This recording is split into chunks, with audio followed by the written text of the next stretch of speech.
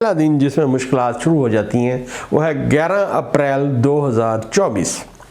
11 अप्रैल 2024 का सूरज तुलू होगा तो इनके लिए मुश्किलात का एक जो बाब है वो रोशन हो जाएगा और आप देखेंगे ये 14 से 1-2 दिन ऊपर नीचे भी हो सकते हैं। मौजूदा ये जो सेटअप जो बनाया गया जिसमें स्पीकर वज़ीर-ए-आज़म ये वो सब कुछ अभी कर रहे हैं ये तो ये कर लेंगे, लेकिन ये नाक़स हैं। एक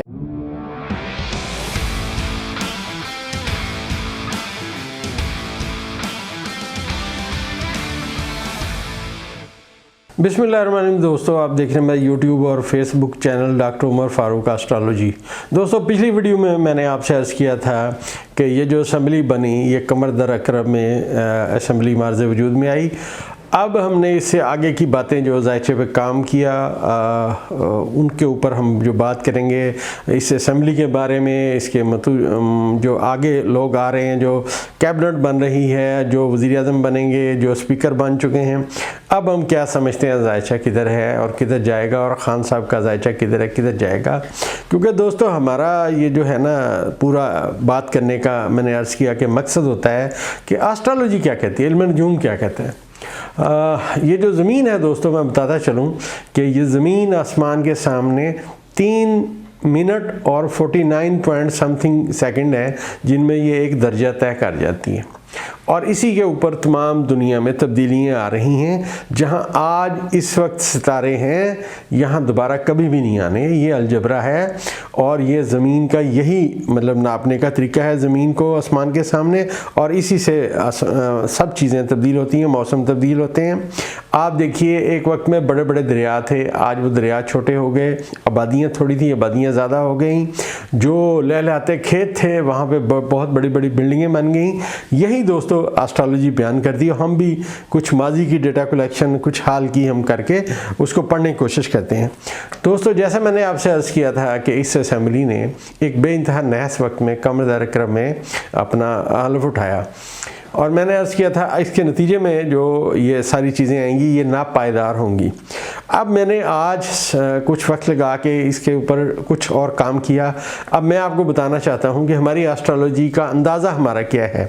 यहाँ मैं एक बात बताना बहुत ज़रूरी समझता हूँ दोस्तों, ये एक अंदाज़ों का इल्म है, हरफ आखिर और ये अल्लाह की ज़ात है, इंसान नहीं वहाँ पहुँच सकता। हमारे एक अंदाज़े हैं जो सही भी हो सकते हैं और गलत भी हो सकते हैं, बल्कि मैं समझता हूँ कि गलत भी होने चाहिए क्योंकि इंसान है, इंसान के अंदर एरर है, इंसान के अंदर नाक़स इल्म है, अल्लाह के पास सिर्फ इल्म है। तो दोस्तों यहाँ जो हमारी आज तक की एस्ट्रोलॉजी का जो इल्म है वो ये बता रहा है इस असेंबली में ये जो मौजूदा सेटअप बना जिसमें हुकूमत जिसी के भी हवाले की गई, अब हमने देखना है कि वो जो हवाले की गई उसका क्या रिज़ल्ट आएगा। तो उसमें जो सियारगान की मौजूदा पोजीशन है इसको जब हम लेके चले कि कब तक रिज़ल्ट आएगा, तो इसमें हमें जो पहला दिन मिलता है उसमें पहली बात ये मिलती है कि जब हम इस ज़ायचे को लेके आगे चलते हैं तो इमरान खान साहब का ज़ायचा 15 मार्च 2024 से ऑनवर्ड स्ट्रॉन्ग हो जाएगा और अब वो मतलब सामने आना शुरू हो जाएंगे। इंटरनेशनल लेवल पे उनकी शोहरत का मेयार और बढ़ जाएगा और आने वाली लाइफ में उनकी कामयाबियों का जो ग्राफ है एक तो पहली बात ये वो बेहतर होता जाएगा। माजी की वीडियो में मैंने अर्ज़ किया था कि इमरान खान साहब के ज़ायचे में जब 5वें खाने में इस दफ़ा सूरज जाएगा और पाकिस्तान के ज़ायचे के पहले खाने में जाएगा, तो यहाँ पे जब से पाकिस्तान बना तो ये पहली मर्तबा बुर्ज दिलों में बैठा हुआ प्लूटो सूरज को ताकत दे रहा होगा, लिहाजा अभी भी तब्दीलियों का अमल जो है ना वो जारी रहेगा और इमरान खान साहब की कामयाबी और बुलंदी का सितारा जब सूरज बुर्ज चेंज करेगा उस दिन और उनके लिए कामयाबियां लाएगा। जनरली उनके लिए जो कामयाबियां लाने का पहला दिन है वो 15 मार्च 2024 है। अब ये जो मौजूदा सेटअप बना जिसमें असम्बली के अरकान आए, देखिए अल्लाह जो करता है बेहतर करता है। मेरे जैसे एक छोटे मोटे कैलकुलेशन करने वाले बंदे की राय में अल्लाह ताला ने, मैं समझता हूँ, इमरान खान साहब को बाहर रखा। इन्होंने एक इंजर्ड किस्म की नाकाम सी असम्बली बनाई है। अब वो सूरत हाल और सिमत में तब्दीलियों की सिमत में जाती हुई नज़र आ रही है, लेकिन जैसे जैसे सितारे बदलेंगे हम वैसे वैसे अपनी बातें करने की कोशिश करेंगे। इस असम्बली में जो भी सेटअप बना, जो भी लोग बने, इनके लिए मुश्किलात का जो पहला दिन है, जो पहला दिन जिसमें मुश्किलात शुरू हो जाती हैं, वो है 11 अप्रैल 2024। 11 अप्रैल 2024 का सूरज तुलू होगा तो इनके लिए मुश्किलात का एक जो बाब है वो रोशन हो जाएगा। और आप देखेंगे ये 14 से 1-2 दिन ऊपर नीचे भी हो सकते हैं। तो माजी में यहाँ मैं अपनी एक प्रेडिक्शन बताना बहुत ज़रूरी समझता हूँ। जब मैंने सैयद यूसुफ गिलानी साहब को कहा कि आप अगले वज़ीर-ए-आज़म पाकिस्तान हैं, तो उन्होंने कहा कि डॉक्टर साहब बेनज़ीर भुट्टो ज़िंदा है, मुझे कौन बनाएगा। मैंने कहा जी मैं आपको एक अपने इल्म से एक बात बता रहा हूँ, इस मुल्क के अजीज़ पाकिस्तान में तब्दीली की एक हवा चलेगी, और जो तब्दीली की हवा है 10 मार्च 2007 से लेके 16 मार्च 2007 के दरमियान चलेगी। तो इस दौरान अगर तब्दीली की हवा चल पड़ी तो गिलानी साहब आप शेरवानी सिलवाने जाइएगा, आपका वज़ीर-ए-आज़म बनने का वक्त आ गया। ये मैं ऑन रिकॉर्ड आपको बता रहा हूँ, ये हकीकी बात है। 9 मार्च को चीफ जस्टिस ऑफ पाकिस्तान के ख़िलाफ़ इफ्तिखार मोहम्मद चौधरी का रेफरेंस फाइल हुआ और 10 मार्च को गो मुशर्रफ गो शुरू हो गई। ये मैं रिकॉर्ड की बात आपको बता रहा हूँ। इसी तरह आज मेरी जो कैलकुलेशन है वो यही है कि 11 अप्रैल 2024 का सूरज तुलू होगा तो मौजूदा जो हुक्मरान इस असेंबली के नतीजे में अभी बनेंगे फौरी तौर पे, इनके लिए मुश्किलात का पहला दिन आ जाएगा। और इमरान खान साहब के ज़ायचे में जो ही 15 मार्च 2024 का सूरज तुलू होता है तो वो आहिस्ता आहिस्ता स्ट्रॉन्ग होना शुरू हो जाएंगे।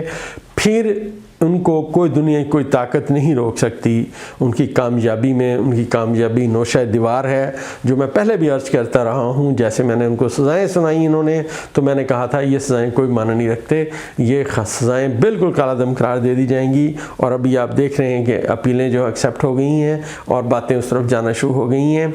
हर दोस्तों, हर बंदे का एक मुकद्दर है जो वो लेके पैदा होता है।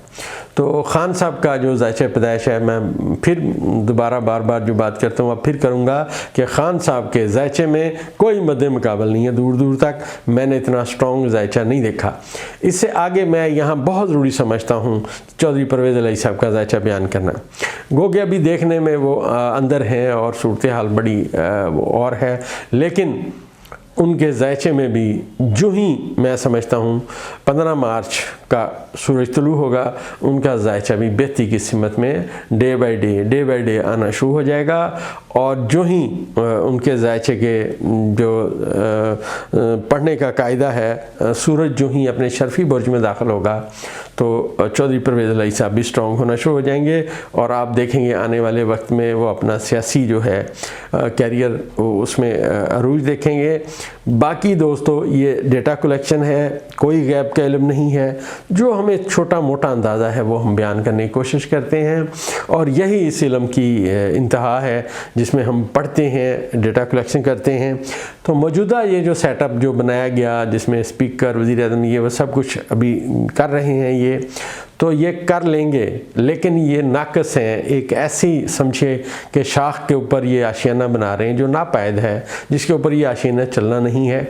और उसमें जो पहला सुराख है हमें नज़र आता है वो 11 अप्रैल 2024 के जो सितारे हैं, जब उनका असर 11 अप्रैल का आना शुरू होगा सितारों पे, उसका सूरज का उसका वक्त निकलेगा, सूरज तुलू होगा, तो हम समझते हैं इनके लिए मुश्किलात के दौर का आगाज़ हो जाएगा और बहुत सारी बातें अब तब्दील हो जाएंगी।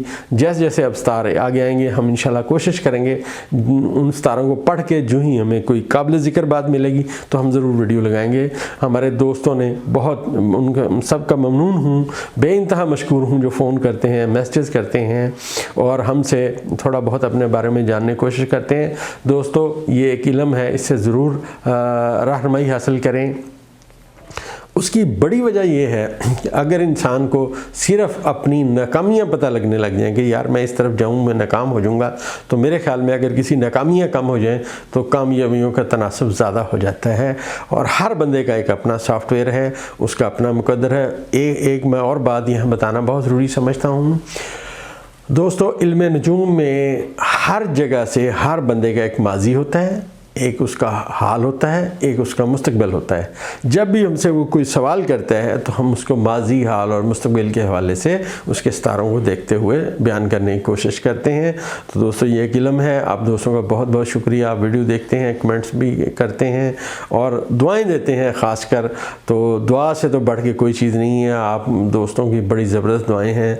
मैं आज सेहत याब हूँ, अल्हम्दुलिल्लाह, दिन ब दिन बेहतर हो रहा हूँ। सब दोस्तों की दुआएं हैं। मैं हर बंदे का तहे दिल से मशकूर हूँ। जो लोग जिनको मतलब जो भी करते हैं कमेंट्स, ज़ाहिर है हर बंदे की अपनी सोच समझ है। अल्लाह ताला सबका हामी और नासिर हो। इंशाल्लाह अगली वीडियो के साथ फिर हाज़िर होंगे।